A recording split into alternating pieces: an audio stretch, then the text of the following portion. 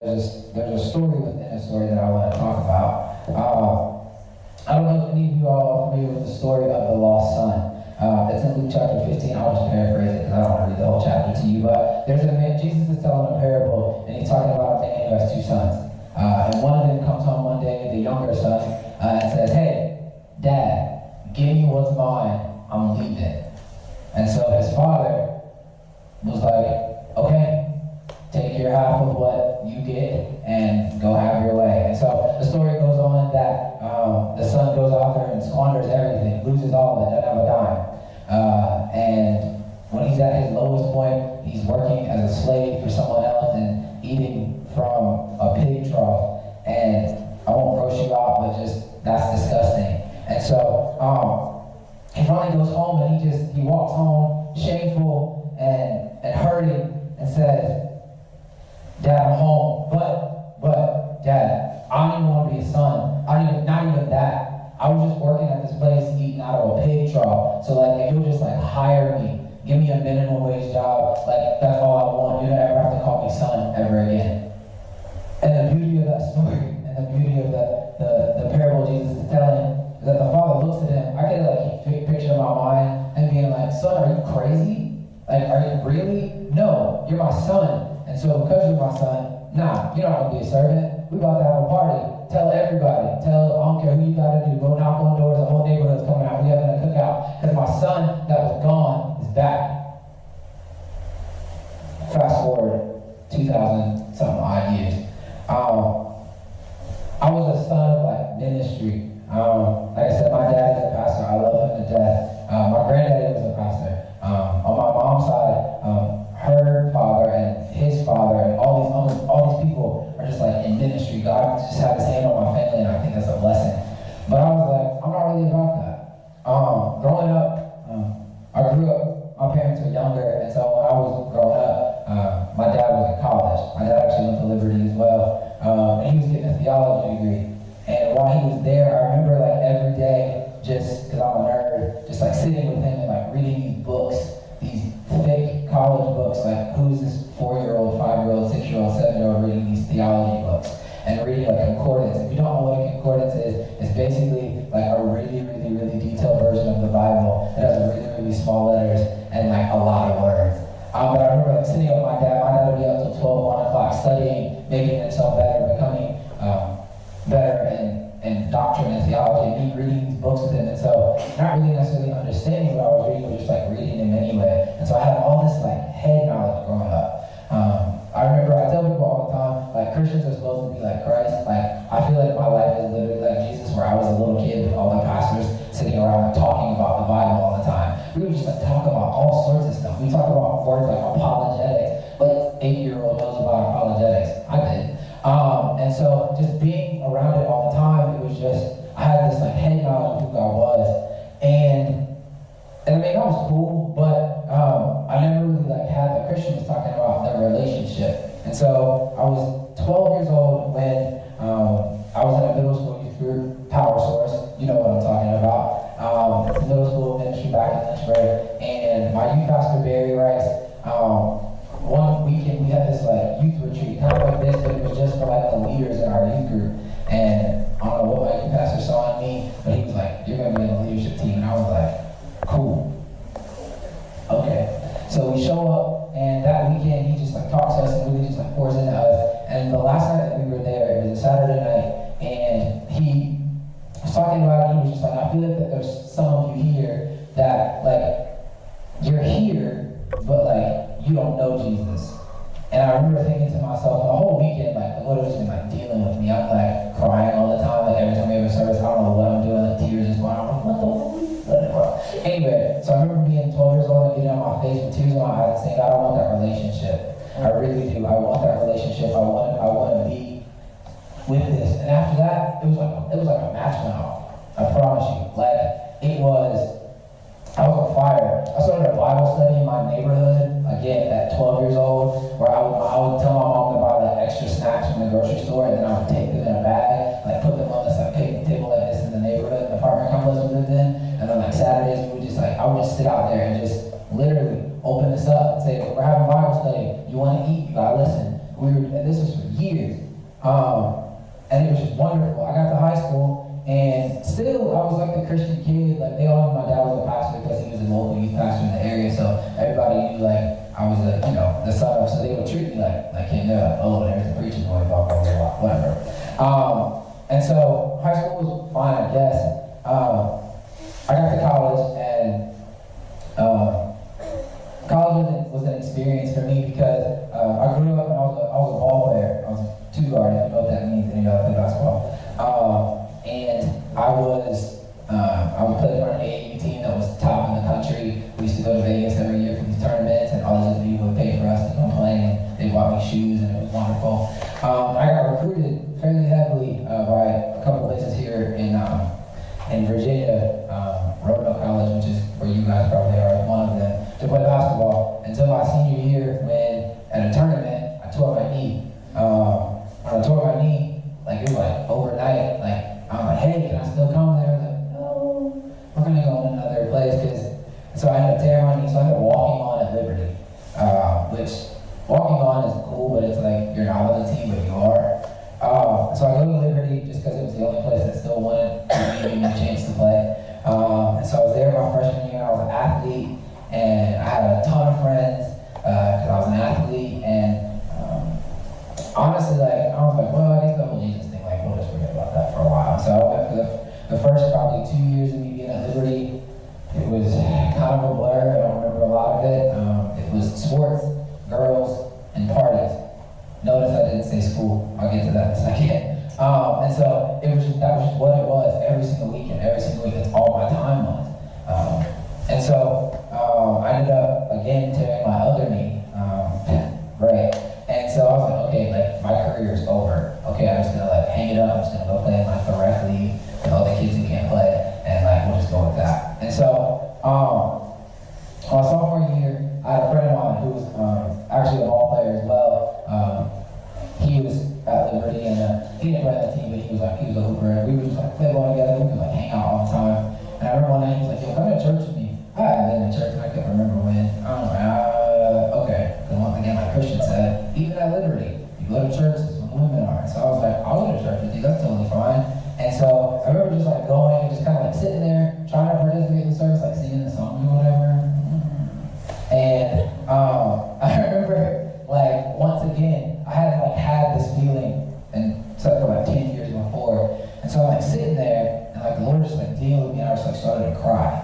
And like I said, I'm not a crier. Well, I am now, because me and my dad we're just emotional people. God was real good, and as soon as I just think about it, I just start crying. Anyway, so I'm sitting in the service, all of a sudden it's like tears are coming on my face, and I was like, I'm good. So my homeboy's like, hey, you good? And I was like, chill, bro. I'm good. It's my allergies or something. Don't worry about it. So they gave me an invitation, and like, it was a very just like kind of like generic, like, if any of you have anything that you need prayer for, just come down. So I was like, I'll go down there and pray. I don't mind praying. Prayer is a good thing. So I go down, just go to the altar. My homeboy goes with me, and I'm just like praying, and I'm praying. I'm just kind of in that generic, like, God help me if you want to, kind of generic prayer. And then I felt somebody's hand on my shoulder. And it was my homeboy, who was like one of my best friends to this day. And he was just like, God, I know you're planning for his life. God, I know what you're trying to do. God, open his eyes, like bring him back. And I remember thinking, like, in that moment, and over the next 2 weeks, I was just like, this is like a real thing. And so I was that kid. I was the lost son. Because after that, I was like, all right, God, I know you have a plan for my life. I know that, like, God, you called me to this ministry thing, but like, how and like what? And God was just like talking to me like, "Big, you already have the tools. Like you already got, like you have what you need. Just go do it." And I remember thinking to myself like, I don't even want to like step foot into this side of a church because like I don't know. I don't know how this is gonna go. Is it gonna be people from Liberty, from my school that see me there and knew that like a month ago they saw me at parties and now I'm like here wanting to serve? Or are there gonna be like other adults who, you know, sometimes when they bring on people for any sort of like labor, they like ask about you. Like, I don't want anybody to ask about me. I can't do it. And I would just like sit in the back. And so I got to this point where I was just like, I just want to be there. That's all. I'm good with that. I'm good with just being like in the back. I'm just gonna like. And so my dad called me randomly, which, I mean, me and my dad are close, but like at this point, we don't really talk that often. My dad calls me one day, he's like, what are you doing? I'm like, nothing. He was like, let's go get something to eat. And I'm like, all right. So we go get something. He's like, how you doing? I was like, I'm good. He was like, how you doing? I was like, I mean, like, me and God are good again, like, we cool. And he was like, so what are you gonna do about it? What do you mean? What do you mean what I'm gonna do about it? And he was like, we've been praying for you. He was like, me and your mom have been praying for you for a while to get back to this point. He was like, you've grown, so I'm not about to go up in your business, and you ain't gotta tell me everything, but I'm not stupid. And God has a plan for your life. He was like, you might not be me. You might not ever be me, and that's okay. He was like, you need to be serving somewhere. You need to do something about it. And so, I remember serving back with my father, and kind of with that same thing, it was a weird thing. Like one time he was like, hey, I need you to like lead some songs today, if that's cool. And I was like, okay, all right. Now mind you, I just started playing guitar like 3 years ago. And so my background is actually as a piano player. And so I was like, I'll try. And so I'm like shaking the whole time, like trying to like start the service up, because like in our church, so just somebody starts talking in the service, like somebody's playing behind them. So I'm just like trying to like keep up, and I'm just like shaking. And then of course, once again, I'm crying, and I can't even get my hands together. And my dad looks over, he's like, yo, everybody, this is my son. And they're like, we know. And then they're like, hey, praise the Lord, baby. And I was like, that's cool. And he was like, and he made a decision a couple of weeks ago that he was going to give his life over to Jesus again. And so I'm telling all of you this, not because I want you to judge him, but I want you to watch him. And I was like, okay, I'm really not going nowhere now. And so ever since then, that was a long time ago. I'm not going to tell you how old I am, but it was long enough ago. It has been some time. And so throughout all of that, I remember that in that moment, like God speaking to me, he was like, you're still my son. I'm still your father. And in that time, him being able to rebuild me and refuel me and give me this like passion back. And so if I can like leave you guys with anything tonight, just kind of as we continue on, it would be just this, that there's nothing that you can do, there's nothing that you can say that you're so far away that he can't reach you. The beauty about God is that he knows everything, he sees everything, he is everything. But so when you think that like you're hiding from everybody, he sees you. When you think that you're getting away with it, he knows about it. And so with that, while on one hand it should be like, I need to chill out so that I know he's watching. Here's the thing, if you would just give him a chance to be the father that you need him to be, I promise you he'll do that. He'll love on you when nobody else will. He will like hold you when you need that comfort. When you're by yourself and you're trying to make decisions and you're like, God, I don't know what to do. He'll be what you need him to be. He'll rebuild relationships if you wanted to. There's a lot of people that in that season of my life where I was acting crazy that I hurt. There's a lot of people in that time frame where I was doing what I wanted to do that I messed up relationships with. I can tell you this, and this is the 100% truth. Every person that I hurt back then, God rebuilt their relationships for me. I got a new relationship with my family that I didn't have because I had like left home and I was like, I don't want nothing to do with y'all. Me and my family are closer than we've ever been. The Lord rebuilt the relationship I had with my own sister growing up because we just didn't get along and we hated each other, and now she's one of my best friends. The friends that I had along the way, I was like, I don't want nothing to do with all the people that were loving on me and praying for me when I didn't want to pray for myself. Those are people now who are some of my closest friends. And God is a rebuilder, he is a restorer, he's a redeemer, and he's a father. And he'll be everything that you want him to be. And so, I don't know where any of you are currently. I don't know what any of you are thinking. But if you think that you've gone so far that you're out of his reach, you're not. If you think that you've done something so bad or made such bad decisions that he won't love on you, the reality is that he will. The love that he has is so great that he came and sent his son as a savior to die for us.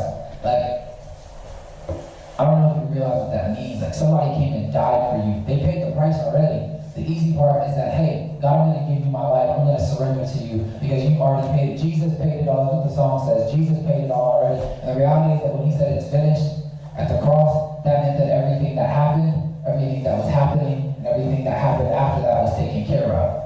And when he walked out of that tomb on that third day that we celebrate every year, when he walked out of that tomb, he said, I've got the power. And so I've got power over hell and death and the grave, and I've got power over anything that you need me to have power over. He's a great guy. We sang about it earlier how great he is. And the reality is that as great as he is, as God, his love is that much greater. His love will come down and reach to you and grab you at that place where you are, as dark and as nasty as you think it may be, and he will love on you, and he will give you exactly what it is that you need. And so I would just challenge you guys tonight, if you are at a place where you're like, I'm good with God, but it's been a little bit rocky, this weekend is the time for you to make that right. If you're at a place where you're like, I don't even know who this Jesus is, y'all talking about this relationship, I don't know what that relationship means. This weekend is the time for you to do that. This weekend is the time for you to make that thing right. Because the reality is this, is that none of us know what's going to happen tomorrow. None of us know what the next day is going to bring. None of us know how anything is going to work, but the only thing that's constant is Jesus. This whole world is crazy. Read the news. This world is crazy. Our culture is crazy. But the thing that's constant throughout all of that is Jesus. He's the same, and he'll always be the same. And so that would be my challenge for you guys tonight. That's a little bit of my story. Just kind of giving y'all a little bit of background on me. I think that Christian's going to come up and talk to us just a little bit, and then we're going to sing some more songs, and then y'all are going to play this flashlight tag thing. So here you go, Christian.